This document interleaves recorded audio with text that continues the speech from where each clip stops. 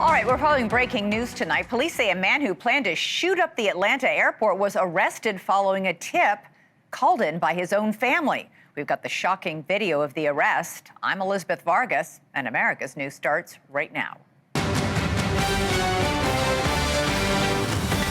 Tonight, The tear gas has once again been deployed. Well, move down the block into the right, or you're going to be arrested. Game on now. Trump's immigration crackdown has its day in court. ICE officials are grilled by a judge about tear gas and body cameras. This as an appeals court gives the okay for the National Guard to move into Portland. Then we're back in Utah on the campus where Charlie Kirk was assassinated. I presume he just came up here, walked to the edge here, and you could literally just pop over that other railing, and then boom, you're out on the roof. Find out how the gunman was able to get on that rooftop, giving him a clear view of Charlie Kirk from above. And later, the most daring heist since the theft of the Mona Lisa. Priceless jewels once belonging to the Emperor Napoleon and his wives, gone in 7 minutes. A reformed jewelry thing thinks this was an inside job. He joined me live. All right, happy Monday, everybody. We begin tonight in Atlanta, Georgia, where police say the family of a potential mass shooter helped stop what could have been a deadly catastrophe at the world's busiest airport. Police say 49-year-old Billy Joe Cagle of Cartersville, Georgia, drove to Hartsfield-Jackson Atlanta International Airport with an AR-15 style rifle and 27 rounds of ammunition. He arrived at around 9:30 this morning. Surveillance video captured him walking into the airport and then surveying the TSA screening area. He was then approached by police and arrested after a brief conversation. Atlanta's mayor said in a press conference that the suspect had a history of mental health issues and a felony record. Thankfully, his family went to the Cartersville police and shared with them what was going on, and they alerted APD, and APD and the airport were aware, and this crisis was averted. But this individual did have a semi-automatic weapon, and this individual was mentally challenged. And when you have those combinations together, it can turn out to be deadly. NewsNation's Alex Capriello was live with the details. Alex, the suspect's family actually called the police when they saw the suspect getting ready to stream this shooting on social media. Yeah, that's right, Elizabeth. The family says that they were actually watching the suspect, who is a former felon, as you mentioned, Billy Joe Cagle, on this social media live stream, threatening to shoot up the airport. So that's when the family kicked into action. They alerted the authorities that Cagle had mental disabilities, that he was in possession of a semi-automatic rifle, and that they knew that this could be a very serious situation. So police immediately jumped into action, quickly disseminating Cagle's headshot and a picture of the flatbed truck they believe that he was driving. Police at the airport were able to identify their man, make contact, and then an arrest near the TSA security line at the busiest airport in America. Later, police found the truck parked outside the terminal, and inside of it, that semi-automatic rifle complete with 27 bullets. Police say they believe Cagle was scouting out his targets, planned to return to the truck, retrieve the rifle, and then open fire on unsuspecting travelers. The police later thanking Cagle's family for being brave enough to speak up when they knew something bad may possibly happen. The Cartersville Police Department was alerted by the family of Mr. Cagle that he was streaming on social media, that he was headed to the airport, in their words, to shoot it up. And the family stated that he was in possession of an assault rifle. This close call comes just months after another tragic shooting at Emory University in Atlanta, where a gunman fired hundreds of bullets on the CDC campus, with one responding officer killed in the line of duty. Cagle now being charged with a slew of felonies, including making terroristic threats, criminal intent to commit aggravated assault, and then possession of a firearm by a felon. Elizabeth? Wow, fast moves by the police there. Alex Capriello, thank you so much. We're going to turn now to Chicago, where a federal judge is demanding answers from top immigration officials over the use of tear gas and physical force during clashes over ICE operations. U.S. District Court Judge Sarah Ellis grilled officials from Customs and Border Protection this afternoon, as well as ICE, over scenes like this: immigration agents using tear gas to disperse protesters. Tense encounters have played out across Chicago neighborhoods for weeks now as part of the administration's Operation Midway Blitz. Judge Ellis is demanding to know why these chemical agents are still being used. She issued a court order banning them on October 9th, nearly 2 weeks ago. The temporary restraining order barred immigration agents from using tear gas or pepper spray against protesters and journalists who pose no threat. The judge also questioned why immigration agents are still not using body cameras as she ordered, because it's all in defiance of an order she made requiring the agents in Chicago to both wear and use them. City leaders are echoing the judge's call. What we are seeing is a violation of constitutional rights across our city. There are people that are being tackled, tear gas, shot with pepper bullets. There are individuals that are being picked up without committing any single crime outside of exercising their First Amendment rights to protest and record on public property. Now, since Operation Midway Blitz began, immigration enforcement has surged across Illinois. The Department of Homeland Security says more than 1,500 arrests have been made across the state. 75 American citizens, they say, have also been arrested. For more, we're joined now by John Sandweg, former acting ICE director, and former Trump attorney Bill Brennan. Gentlemen, thanks to you both for joining me. John, you say these ICE agents have been put in a terrible position by this administration. How so? Well, Elizabeth, this isn't their core responsibility. These agents are trained to get bad guys off the street. And unfortunately, we put them in this position where they have to do a lot of the policing of these protests. This is delicate work for any law enforcement agency. It implicates a lot of First Amendment issues. And so the problem, though, is it's just not what ICE is trained to do, not what historically they've done. That is double for the Border Patrol agents. So, look, I'm sensitive to these agents are in a difficult spot. They're facing these assaults. They're under siege. And they're getting, protested all of their actions when they're making arrests on the streets. I just worry that we have to find a way to de-escalate the situation, try to work more collaboratively with our state and local partners, and don't make these agents be the ones to police these protests, because it's just not what they do, not what they're trained to do, not what they have the experience to do.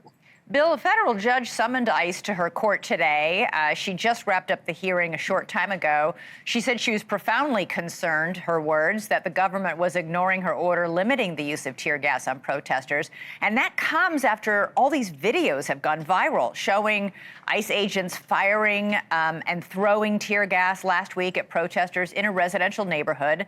Among the many people gassed were several Chicago police officers who, to John's point, were simply trying to manage the crowd. Protesters say there was no warning. ICE says there was. The problem is none of the ICE agents were wearing the body cameras. Well, Elizabeth, and thanks for having me, of course. It's a delicate balance because certainly the right of free assembly is a core tenet of our American Constitution, our American Bill of Rights. But then it's a thin line between a peaceful protest and a dangerous riot. If the judge issued an order that said wear body cams, then that's what we're supposed to do, a district court judge. That may be overturned by a circuit court judge, but it hasn't yet that I'm aware of, as it just was today, I think, in Portland, where a 3-panel circuit court appellate judiciary body said that a lower court, a district court, was wrong with the president sending the troops there. So it really is kind of an in real time kind of thing. And I noticed in those videos that you showed today, a number of the protesters seem to have gas masks on, so they're prepared for this. But it's a very difficult and delicate balance to fine tune, and public safety has to be paramount before anything. But the right of free assembly, of course, is the basis of our Constitution. Right. Well, I think there were more protesters without gas masks, and more importantly, the Chicago police officers had no gas masks when they were tear gassed. But John, to that point about the body cameras, when the judge ordered the agents to wear them so that what they were claiming could be documented in some way, the government objected, saying it was impractical. Why would they object? The body cameras would show what was happening and exactly the threat that they say they're under. Yeah, Elizabeth, I can't speak for the administration, but I agree with you. I think historically, as body cameras came into vogue, a lot of law enforcement agencies objected. But it turned out they actually really helped the officers and the agents. Yeah, they helped the police. Yeah, they had defend them against false allegations. People say they used excessive force. The body camera reveals they didn't. Helps them get convictions in cases. So I hope that the agency adopts the body cameras because I think it could defend the ICE agents. But look, as Bill just said too, what concerns me is it is a delicate balance between what constitutes First Amendment, exercising your rights to protest, what constitutes a threat. And my concern is that we pulled these Border Patrol agents up off the southwest border, and now we're tasking with policing these protests. It's just not what they're trained to do, Elizabeth. And this is why I say at the outset, we did put them in a good spot. To that end, John, a DHS spokeswoman says ICE agents are trained to, quote, to use minimum amount of force necessary to resolve dangerous situations and prioritize the safety of the public and themselves. What specifically are the rules of engagement for ICE agents, and are they any different from the rules of engagement for local police? No, they're across the board, and they're pretty consistent with any law enforcement. And when I say across the board, they're for all DHS. They apply to CBP and ICE. But basically, the force you use has to be reasonable to the threat you face. You're supposed to try your best to de-escalate the situation first. And on less than lethal force, right, that is a progression, but that is to be used only when, right, your verbal warnings, after verbal warnings have been given and proven insufficient. But Elizabeth, so there's no argument about the rules of the use of force rules. I mean, they're pretty consistent with I think the argument is whether they're being used here. Yeah, that's the problem. Is that when have things escalated? When is the threat and when is the use of force reasonable to what you're facing? And this just goes back to my point. That takes experience. That's what local law enforcement do. They deal with the protests traditionally, just not what ICE does. Bill, this all stems from a lawsuit by protesters who say ICE is violating their constitutional rights of free speech by firing tear gas and pepper balls at them. There was video of ICE agents shooting a rubber bullet from a rooftop down at a minister who was certainly, the video that we have, he was just standing there, he says, praying outside the ICE detention center. There's also viral videos showing very aggressive behavior by ICE agents, tackling and shoving people. The problem is, all we're seeing are these snippets of video. We don't see what happened before, so we don't know. And ICE says, we warned them, or they were acting aggressively, but they have nothing to prove that either. Well, Elizabeth, the videos, and I agree, they're cut and they're segmented. You don't see the entire clip.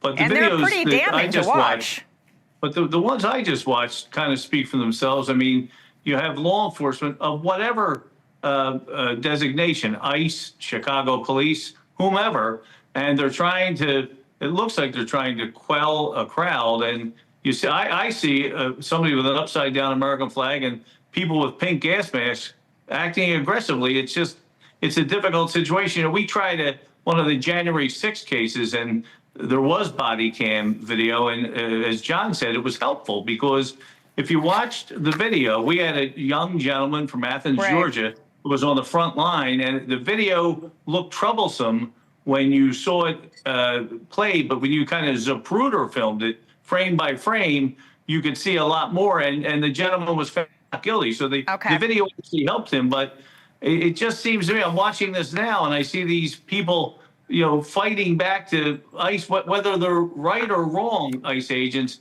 It's troubling to see citizens with gas masks fighting back to these officers. I mean, it's difficult to watch. Yeah, it's difficult to watch. I think it's a Rorschach test. It's difficult for people to watch as well. Many claiming they're just trying to protest what's happening. At any rate, if they just follow the judge's orders and wear the body cameras, we get a very full picture of what's happening. And if the people with the pink gas masks weren't elbowing them and punching them, it would go a lot smoother. Yeah, well, we don't know what led up to that, John. Bill, to your point. So, Bill Brennan, John Sandweg, we are not going to solve this tonight because we don't have access to the entire video of what happened. But it's definitely capturing the attention of judges in Chicago. Appreciate you joining us tonight. Thank you, Elizabeth. All right, switching gears now. I don't know if any of you guys tried to do anything online today, but you may have noticed things were a little odd. Let's say you try to play Wordle with your morning coffee. In fact, all the New York Times games were suddenly glitchy, throwing all those puzzle players into a tailspin. But here's the thing, the chaos did not end there. In fact, it was just a tiny part of a much wider and consequential cyber outage. Snapchat, down. WhatsApp, down. PlayStation, Venmo, Zoom, Hulu, DoorDash, Ring cameras, all down. And then it got bigger. Airlines, banking, many of their systems all malfunctioning. Not to mention the many thousands of offices that were affected, with employees unable to log in to apps and services that they rely upon to do their routine tasks. The culprit was something called Amazon Web Services. Now, Amazon, we all know because you may order things from them, but Amazon also owns a cloud computing service. It's called AWS, and it's basically a massive computer center that provides storage, databases, and networking for businesses. And using AWS means those companies don't have to buy all that expensive hardware. But when AWS goes down, so do all those businesses, and that's what happened today. Amazon is blaming it on, quote, operational issues, and that it wasn't a cyber attack. It says it's continuing to, quote, apply mitigation steps, which is kind of an obscure explanation to say the least. But what is clear is that too many companies rely on too few cloud computing services. Amazon is just one of just three major providers. It's estimated that companies lost hundreds of millions of dollars today as a result of that meltdown. Ouch. All right, coming up for us, we have new exclusive video showing the rooftop where a gunman shot and killed Charlie Kirk 40 days ago. Our own Brian Enton says it was surprisingly easy for him to get up there.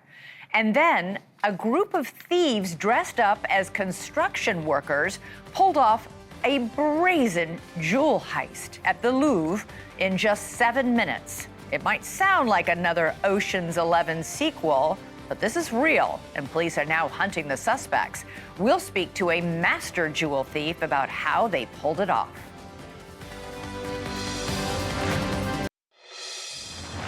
Federal agents are once again investigating potential vulnerabilities in President Trump's security protocol after discovering a suspicious-looking structure near Palm Beach International Airport. Newly released images show what looks like an elevated hunting stand in a tree about 200 yards from where President Trump boards Air Force One when he's in Florida.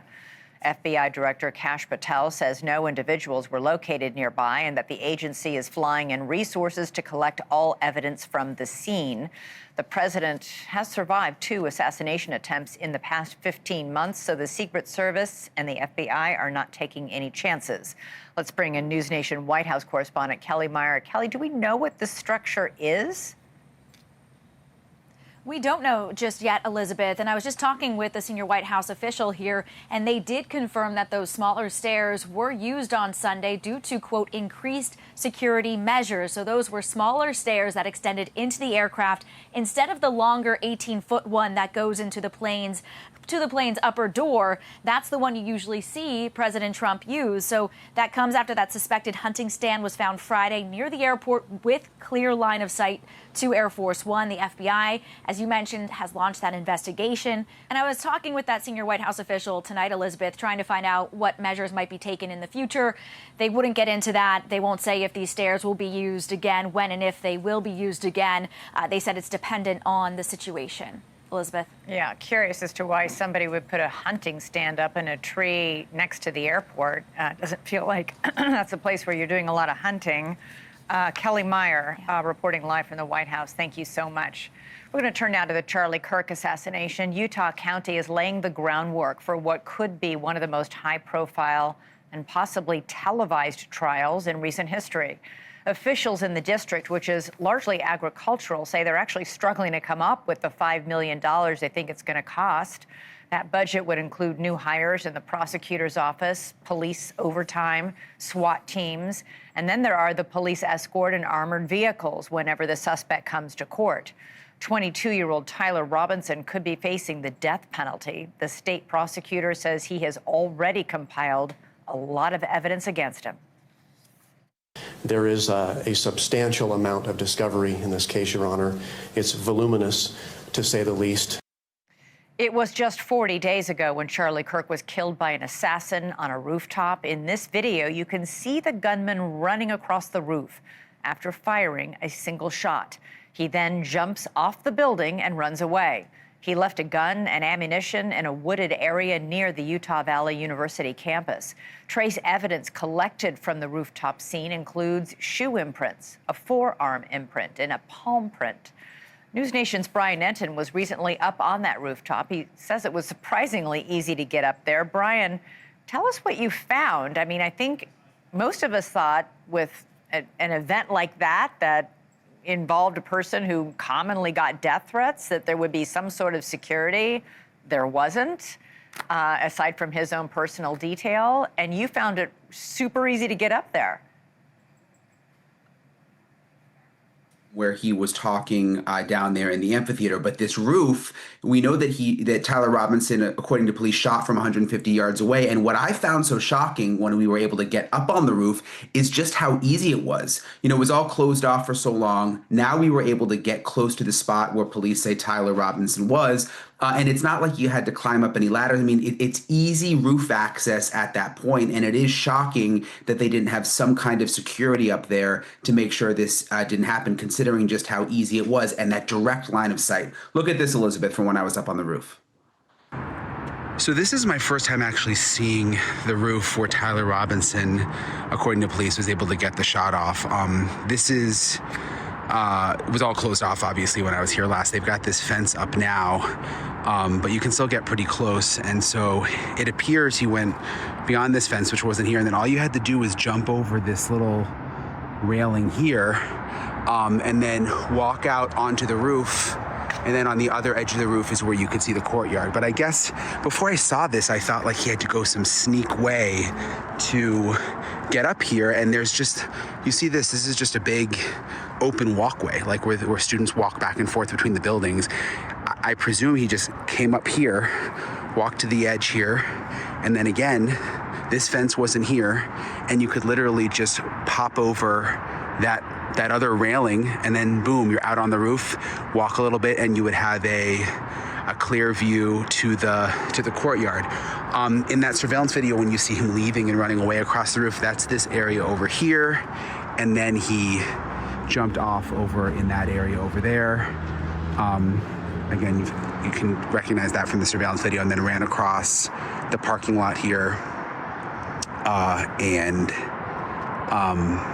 and then he went over into the wooded area over there, which is where they found the gun. That's about as close as I was able to get last time I was here, but it's really interesting seeing it from this perspective again. The thing that surprises me the most is just how easy it was for him to get on the roof. Well, very easy to get on the roof, Elizabeth. Also, while I was there in Utah, I learned that the FBI is continuing to do interviews specifically with people who were at the event, who had young children at the event. And I'm told the reason for that is because as part of the death penalty the prosecution is going after, they need aggravating circumstances. One of those is the fact that there were children present.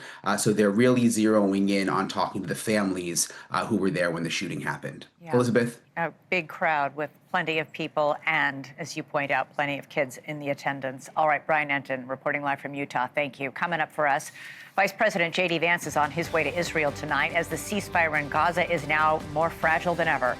Why President Trump is now threatening once again to eradicate Hamas. We'll have the latest next.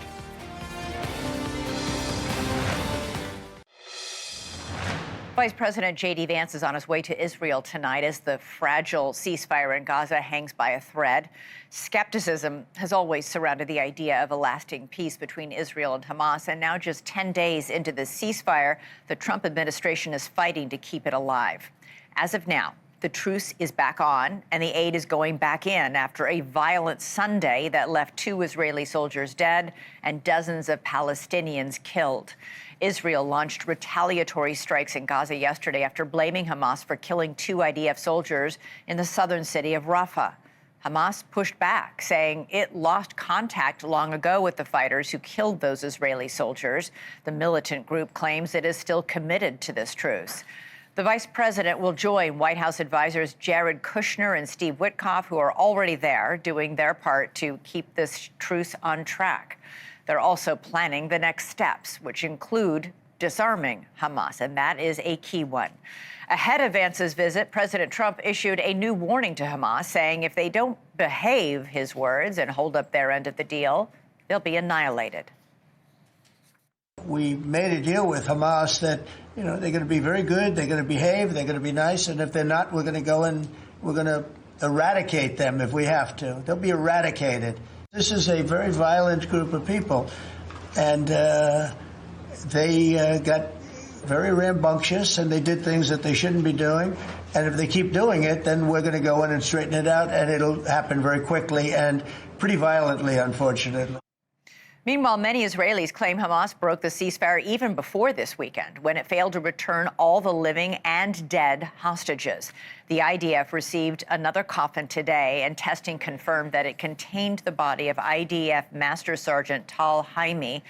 But the bodies of 15 Israelis, including 2 Israeli Americans, still remain in the war-torn enclave. Let's bring in our panel now. Ambassador Roger Carstens is a former special presidential envoy for hostage affairs under both Presidents Trump and Bush. And Ahmed Al-Khatib is a Palestinian-American and humanitarian activist. He's a senior fellow at the Atlantic Council. Great to have both of you back. Ambassador, I'm going to start with you. You just returned from Israel, where you met with the hostage families, in particular those who still have loved ones in Gaza. I've interviewed a couple of those family members. This is hell for them. They're afraid their loved ones will be forgotten. Yeah, Elizabeth, it is hell for them. I had a chance to speak to a lot of them, but I focused a lot of time on the Chen family, whose son Ite is still considered a fallen hostage. He's yet to be returned. And also the Nutra family, whose son Omer is yet to be returned. Both Americans. Both Americans, right? They're waiting for 15. 2 of those are Americans to come back, and I would say that the mood is it's pretty tough. I would say the entire populace is focused on the return of the hostages. So instead of all the celebrations at Hostage Square, and I went to Hostage Square on Saturday night, you instead found this, in a way, this feeling of grief and tension and anticipation as people are waiting for these 15 fallen hostages to be returned. Ahmed, I was struck by something that the Washington Post editorial board wrote today about what's happening in Gaza with Hamas. Here's what they wrote. Before the ink even dried on the latest ceasefire agreement, Hamas enforcers emerged from their underground dens, fresh-faced, well-fed, and clad in clean uniforms. Clips of Hamas commissars executing bound men in the middle of the street or shooting suspected thieves in the legs have circulated widely. And that's just what's happening out in the open. What are you hearing about what's going on?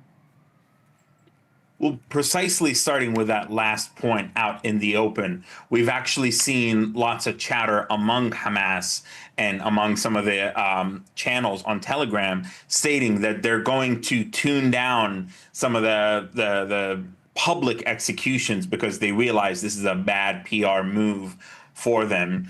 And so now the horror is taking place in the privacy of their jails, their dungeons. And some of these jails, by the way, are amidst the displacement centers, or even in the basements of hospitals, the Al-Aqsa Hospital in Deir al-Balah, Nasser Hospital in southern Gaza and Khan Yunis. And so the people, look, they're suffering. They want a way out. Some are desperate for the Rafah border crossing to open so that they can leave. There is no hope for recovery or rejuvenation as long as Hamas is there. And right now we're seeing the partition of Gaza into East and West Gaza, further entrenching Hamas into its positions with no path forward. Yeah, Ambassador, I was really struck by, we've seen the videos and this description and what Ahmed's even been describing, that Hamas is emerging out of these tunnels where they've been safe and sound for 2 years, well-fed, clean uniforms, and well-armed, and going right back to what they were doing before, which is terrorizing people. You know, it's was a counterinsurgent and an insurgent in my prior existence as a special forces officer. And in a way, Hamas is doing exactly what you might think they would do. I would say that a lot of these movements might spend more time trying to win the population over. But if you have the power of the gun, you can pretty much come out well-fed and in clean uniforms and try to assert control. What's going to be key is that The element that comes in to provide the policing now, and what we hope is going to be phase 2, has a legitimate use on monopoly of force, and that they can outgun Hamas, and they can use a policing effort to, in a way, run Hamas down, either disarm them or go after them and frankly, get rid of them, terminate them. But was this a failure of imagination to not have some sort of force ready to step in right away? They're stepping into a vacuum, Hamas is, because nobody else is there. Yeah, I would say I wouldn't mind hearing what Ahmed has to say too. But I would say that having done and studied this for so long, this happens quite often. You know, you get a peace agreement. In a perfect world, you have like a multilateral force that's well trained, ready to go in, culturally aware, speaks the language. But most of the times you don't. You can take a look at Haiti, for example, just recently, where they've struggled to get their footing because it didn't happen right when you needed them. Or how about the fact that Hamas right now is collecting unexploded munitions and unexploded bombs, and they're about to recycle those into IEDs, into fuel for rockets, into grenades. That should have been well thought out of before the ceasefire went in. There should have been teams from the UN and the Arab League and private companies going in to prevent Hamas from gaining this massive access to new gunpowder throughout the Gaza Strip. And Ambassador, how big a concern is it that, you know, when Hamas says, hey, those guys in Rafah who killed the 2 IDF soldiers, they're not part of us. We lost contact with them a long time ago. What's the danger now of Hamas splintering into a bunch of different sort of independent, brutalist, terroristic sects, you know, doing their own thing? Well, tragically, it's to be expected. You even take a look at what happened in Syria recently, where certain forces took over Damascus, and then a short time after that, you see a splintering effect with not only ideological gangs, but just criminal elements trying to take power. So in a way, it's something you'll find in most end states like this. But, you know, if Hamas can get control of everyone and then they disarm, that's a good thing. If they can't, again, it's going to come up to the multilateral force. Ahmed, your brother is in southern Gaza. He was, you tell us he was just surrounded by Hamas gunmen, threatened. You know, he's still there because he's trying to help people get food. He's working with food distribution. Did he tell you why they stopped him and what happened? Well, right now they're redeploying without being a professional police force. They're just acting as thugs. They're masked gunmen. Anybody could stop anybody at any moment, point a gun at them and say, who are you? What are you doing here? And this was in the early evening hours. And so my brother was sharing this in the spirit that this is happening in different parts of Gaza, whereby you have these disparate cells, exactly what you discovered, Elizabeth, that Hamas has indeed de facto splintered into disparate cells. Yeah. And this is how they're imposing law and order. And so he was lucky to be let go of eventually, but not until they turned his car upside down. They asked him all sorts of questions, especially because of the livery of his international organization. But he's lucky because he's associated with an international organization. Imagine what they could decide to do if you're just an average local. Yeah, well, they've been through a lot, everybody there. I was very struck by the fact that Jared Kushner on 60 Minutes last night said he just went to Gaza while they were there brokering this peace deal, this ceasefire deal, and that he said it looked like a nuclear bomb had gone off there. It was that bad. Ambassador Roger Carsons, Ahmed Al-Khatib, I really appreciate both of you and your perspective tonight. Thank you so much. Thank you. All right, Thank you. Coming up for us, how did they do it? 4 thieves break into the Louvre in broad daylight and steal several priceless royal jewels. I'll speak live to a man who was once the biggest jewel thief in the United States and why he says this was an inside job. And don't forget, you can download our NewsNation app for the latest news and the top stories of the night.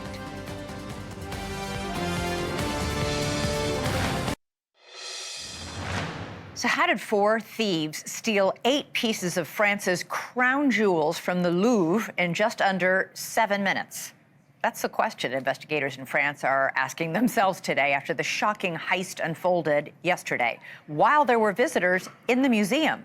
Police say the suspects were all dressed as construction workers and used a crane to break into the museum through a second-floor window. Then they smashed 2 display cases, grabbed the jewelry, and fled on motorbikes. Some of the stolen pieces included an emerald necklace and earrings from Napoleon's second wife. Then there was also the tiara of Empress Eugenie, this thing had nearly 2,000 diamonds in it. I don't even know what it's worth. This isn't the first time the Louvre has been robbed. The Mona Lisa became famous when it was stolen by a former museum employee in 1911. It was famous before that. My next guest knows what it takes to pull off an intricate heist like this one. Larry Lawton was the biggest U.S. jewel thief in the United States. He spent 12 years in prison for committing a string of jewelry store robberies all up and down the East Coast. He's now a motivational speaker and an author of the book Gangster Redemption. Larry joins us now. What was your reaction when this news broke yesterday that these priceless jewels had been stolen right out of, in front of everybody? Well, that didn't shock me, Elizabeth. I actually heard about it about an hour after it happened. Somebody called me from the West Coast, and I don't know why. But what I think it was planned and well executed, but by amateurs. What do you mean? Why? Well, they did too many things that were big mistakes. One, they dropped the 9th item you were talking about. They dropped and left a crown, one of the crowns. I think it was the Napoleon's wife's crown. Yeah, a massive, gorgeous, beautiful crown with tons of jewels. Yes.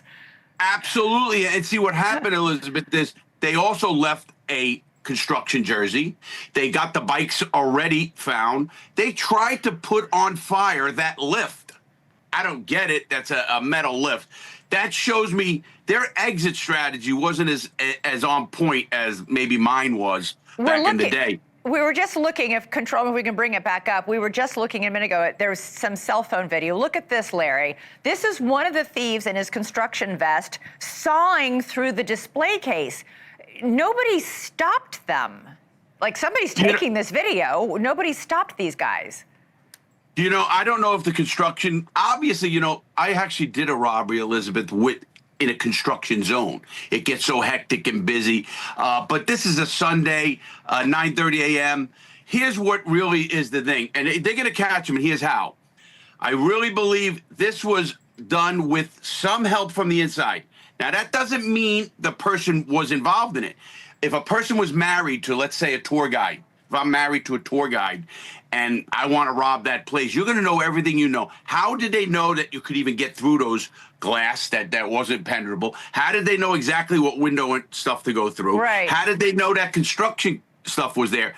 So there's definitely inside element. I'm not saying they're involved, but somebody had to tell them what was alarmed, what was not.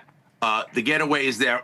The case is theirs, but I think they needed that information. It was basically a smash and grab. I mean, they had this planned out, but this is not unlike the viral videos we're seeing in jewelry stores all across, the world where, thieves run in, smash the cases and run out. But they're not getting this, Elizabeth. Also, you're right about smash and grabs. And again, I'm going to blame the Louvre now because their security is very lax. I mean, let's face it. If you're going to rob money or something of value, where do you go? Where it is. They always say, why do you rob a bank? Because the money's there. Yeah, but Larry, they can't sell these things. I mean, what are they melting these things down and cutting out the jewels and trying to sell them separately? Well, there's 3 ways it'll be done, Elizabeth. One will be breaking it all down, melting the gold, taking, like you said, there's thousands of pieces that are high-end quality diamonds, obviously. But it would be a shame. The second way would be either get an eccentric person. Believe it or not, they're all crazy, eccentric people who have stuff.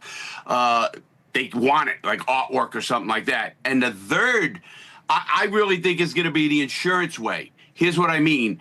They will wait a year or so till everything dies down, and guess what? The Louvre wants its jewels back.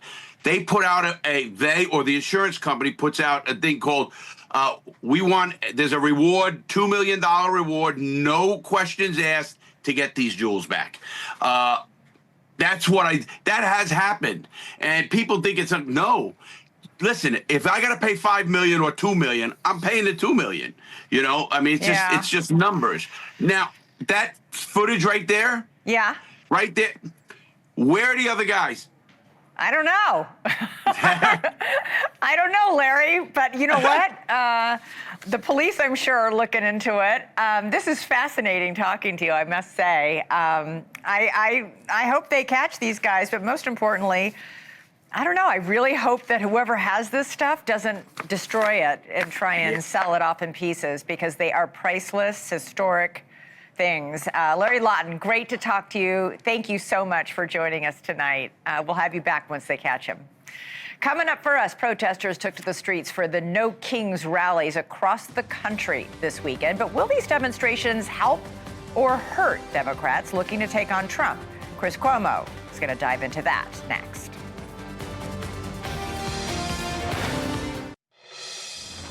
All right, 30 seconds away from the start of Chris Cuomo. Chris joins me now. You're about to speak to Democratic strategist James Carville about the No Kings protests and whether or not they're helping or hurting the Democratic Party. Oh, hello. No, go ahead. Go ahead. Let's let him into the process a little bit. All right. Yeah, no, so I'm in a van down by the river. I can hear the van door. I'm in a van. I'm in a van in Venice, California, because I'm doing a documentary out here about Dr. Patrick Soon-Shiong. And so I'm doing the show from the van. There was just somebody in here painting my face, and there's one other person operating it, and it seems like I'm in the studio. And it is very cool how technology, one of the good things that come out of the pandemic, were all of these remote microwave trucks. Yeah. So this is how we do it. We're on the road, so I don't have to take any time off. This actually looks like you have something in your mouth? Or you're about to do your show, you've got something in your mouth. Do you need to spit that out? Yeah, I have a lifesaver. Okay. What's your question? James Carville's on, and I know you're going to weigh into whether or not all these No Kings protests are going to help the Democratic candidates in the upcoming election, or the Democratic Party writ large, or hurt. I don't know. How would it hurt them? Here's my point. Okay. The outrage is real. The reaction formation to MAGA is real, okay? Being pissed off about us and them and some having too much by any measure and too many having not enough is real.